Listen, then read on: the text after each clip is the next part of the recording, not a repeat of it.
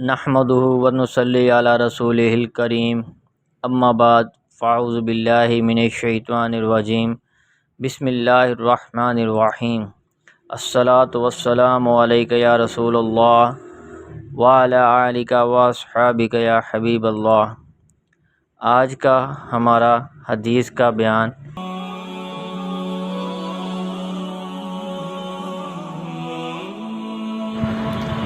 جابر بن سمرہ رضی اللہ عنہ کہتے ہیں کہ رسول اللہ صلی اللہ علیہ وآلہ وسلم نے فرمایا، تم لوگ اس طرح صف بندی کیوں نہیں کرتے جس طرح فریسے اپنے رب کے پاس کرتے ہیں؟ ہم نے عرض کیا، فریسے اپنے رب کے پاس کس طرح صف بندی کرتے ہیں؟ آپ صلی اللہ علیہ وآلہ وسلم نے فرمایا، پہلے اگلی صف پوری کرتے ہیں اور صف میں ایک دوسرے سے خوب مل کر جڑ کر کھڑے ہوتے ہیں، ان کے مابین کوئی خلا نہیں رہتا۔ وضاحت: صف میں جڑ کر کھڑے ہونے سے صف سیدھی ہو جاتی ہے۔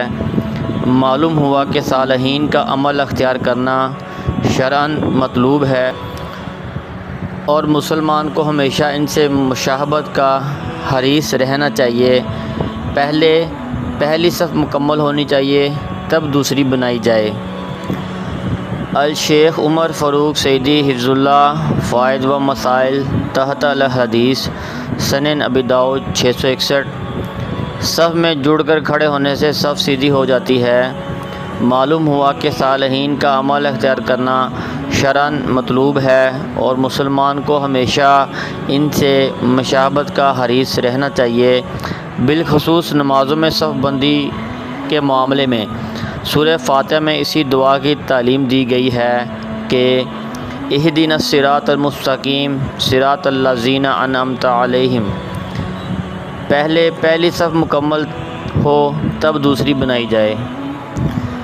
فوائد و مسائل: شریعت اسلامیہ میں عبادت کے طریقے فریسوں کی عبادت کے طریقوں سے مشابہ ہیں اور یہ بہت بڑا شرف ہے۔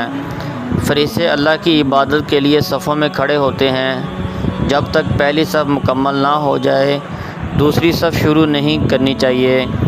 اس طرح دوسری کے بعد تیسری اور تیسری کے بعد چوتھی صف بنائی جائے۔ صف میں کھڑے ہوتے وقت ایک دوسرے کے ساتھ مل کر کھڑے ہونا چاہیے۔ دو آدمیوں کے درمیان خالی جگہ نہیں چھوڑنی چاہیے۔ صحابہ کرام رضوان اللہ علیہم اجمعین ایک دوسرے کے کندھے سے کندھا اور قدم سے قدم ملا کر کھڑے ہوتے تھے۔ ابو القاسم جدلی کہتے ہیں کہ میں نے نعمان بن بشیر رضی اللہ عنہما کو کہتے سنا کہ رسول اللہ صلی اللہ علیہ وآلہ وسلم نے لوگوں کی طرف اپنا رخ کیا اور فرمایا، اپنی صفیں برابر کر لو۔ آپ صلی اللہ علیہ وآلہ وسلم نے یہ 3 بار فرمایا۔ قسم اللہ کی، ضرور ایسا ہوگا کہ یا تو تم اپنی صفوں کو برابر رکھو گے یا اللہ تعالیٰ تمہارے دلوں میں مخالفت پیدا کر دے گا۔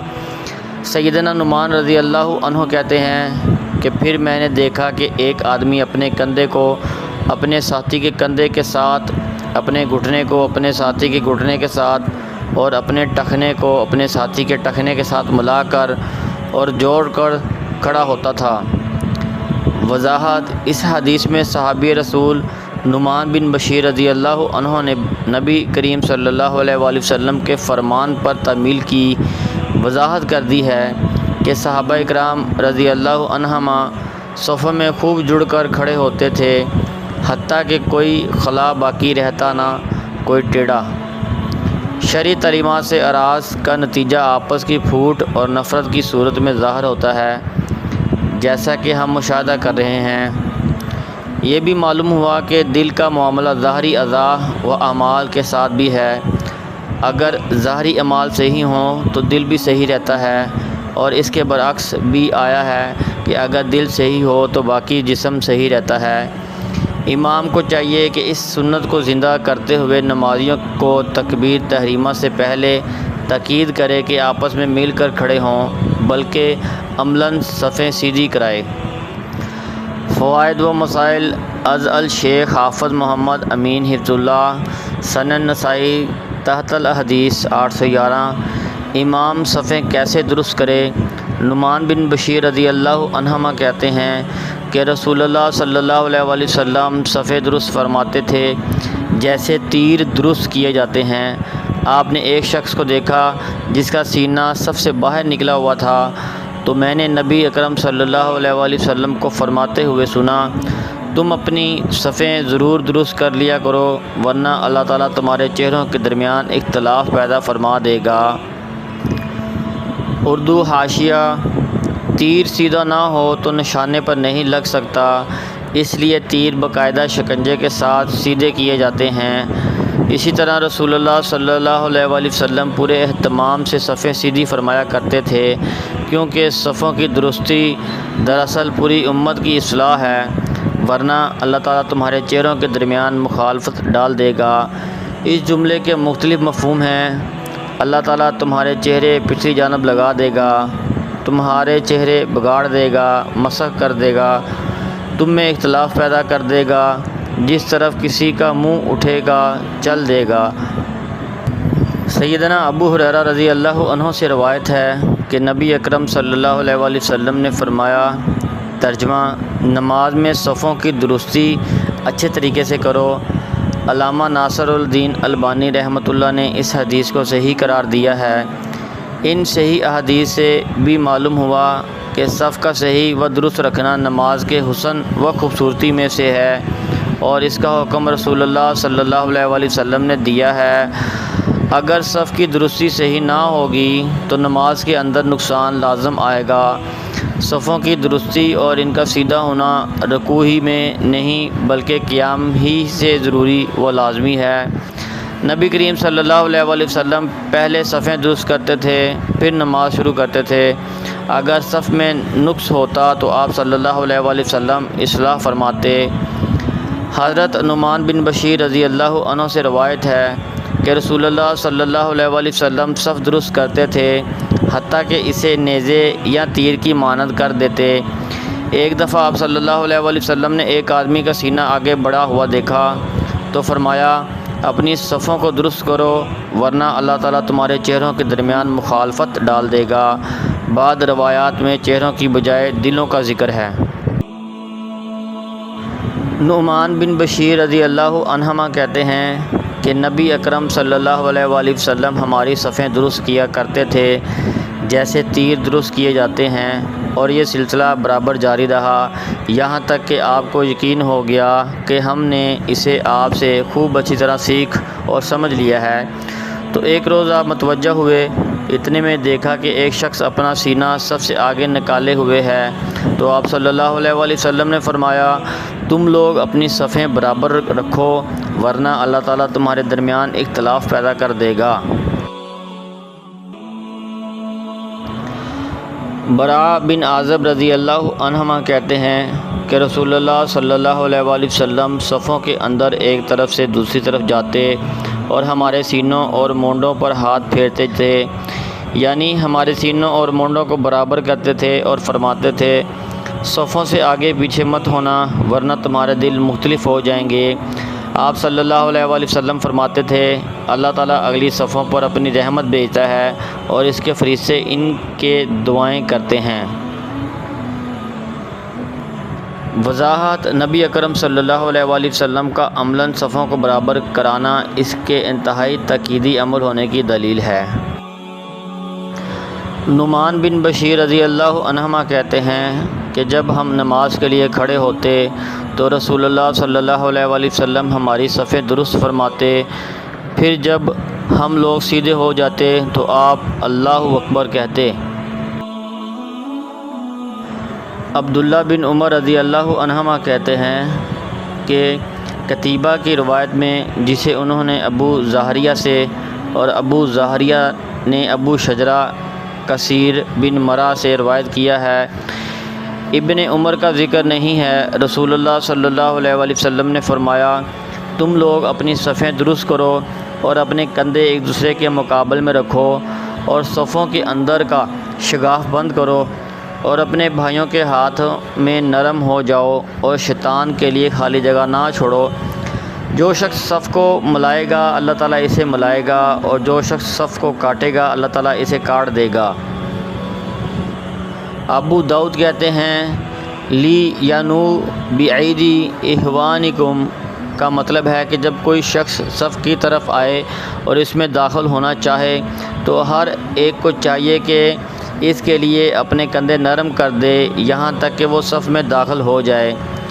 وضاحت: جس نے صف کو ملایا یعنی جو نماز کی صف میں حاضر ہوا، اپنے مسلمان بھائیوں کے ساتھ مل کر کھڑا ہوا، اس میں کوئی خلا یا کجی پیدا نہ کی، تو اس کے لیے نبی اکرم صلی اللہ علیہ وآلہ وسلم کی دعا ہے کہ اللہ اس کو اپنی رحمت خاص سے ملائے، اور جس نے صف کو کاٹا یعنی مذکورہ امور کے برعکس کیا تو اللہ اس کو اپنی رحمت سے محروم رکھے۔ بھائیوں کے لیے نرم ہونے کے معنی یہ ہیں کہ صفیں درست کرنے والے ساتھیوں کے ساتھ خوش دلی سے تعاون کیا جائے، آگے پیچھے ہونے کے معاملے میں وہ جو کہیں مان لیا جائے اور ناراض نہ ہوا جائے۔ نیز یہ معنی بھی ہیں اگر صف میں جگہ ممکن ہو تو دوسرے ساتھی کو جگہ دی جائے۔ انس بن مالک رضی اللہ عنہ سے روایت ہے کہ رسول اللہ صلی اللہ علیہ وآلہ وسلم نے فرمایا، تم لوگ صفوں میں خوب مل کر کھڑے ہو اور ایک صف دوسری صف سے نزدیک رکھو اور گردنوں کو بھی ایک دوسرے کے مقابل میں رکھو۔ اس ذات کی قسم جس کے ہاتھ میں میری جان ہے، میں شیطان کو دیکھتا ہوں وہ صفوں کے بیچ میں سے گھس آتا ہے گویا وہ بکری کا بچہ ہے۔ وضاحت: شیطان مومنین مخلصین پر ہر آن اور ہر مقام پر حملے کے لیے کھات میں رہتا ہے۔ جب وہ نماز کی صفوں سے گھس آتا ہے تو مسجد سے باہر اور عام حالات میں اس کا حملہ اور سخت ہوتا ہوگا، لہذا ہر مسلمان کو اپنے دفاع سے کبھی غافل نہیں رہنا چاہیے اور اس کو واضح صورت شریعت کا علم ہونا حاصل کرنا اور پھر تمام چھوٹے بڑے امور پر بلا تخصیص عمل پیرا ہوا ہے۔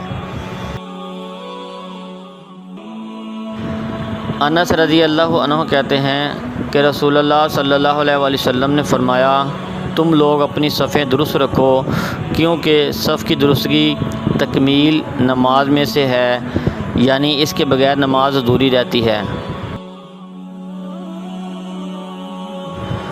صاحب مقصورہ محمد بن مسلم بن صائب کہتے ہیں کہ میں نے ایک روز انس بن مالک رضی اللہ عنہ کے بغل میں نماز پڑھی تو انہوں نے کہا، کیا تم کو معلوم ہے کہ یہ لکڑی کیوں بنائی گئی ہے؟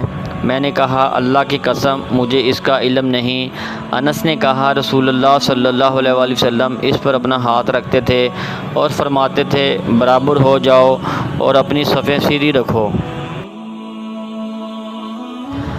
اس سند سے بھی انس رضی اللہ عنہ سے یہی حدیث مروی ہے کہ رسول اللہ صلی اللہ علیہ وآلہ وسلم جب نماز کے لیے کھڑے ہوتے تو اس لکڑی کو اپنے داہنے ہاتھ سے پکڑتے، پھر نمازیوں کی طرف متوجہ ہوتے اور فرماتے، سیدھے ہو جاؤ، اپنی صفیں درست کر لو، پھر اسے بائیں ہاتھ سے پکڑتے اور فرماتے، سیدھے ہو جاؤ اور اپنی صفیں درست کر لو۔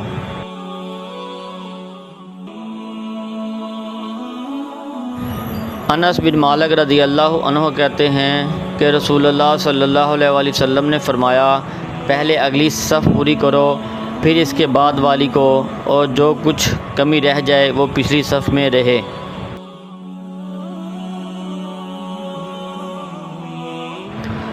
عبداللہ بن عباس رضی اللہ عنہما کہتے ہیں کہ رسول اللہ صلی اللہ علیہ وآلہ وسلم نے فرمایا، تم میں بہترین لوگ وہ ہیں جو نماز میں اپنے مونڈوں کو نرم رکھنے والے ہیں۔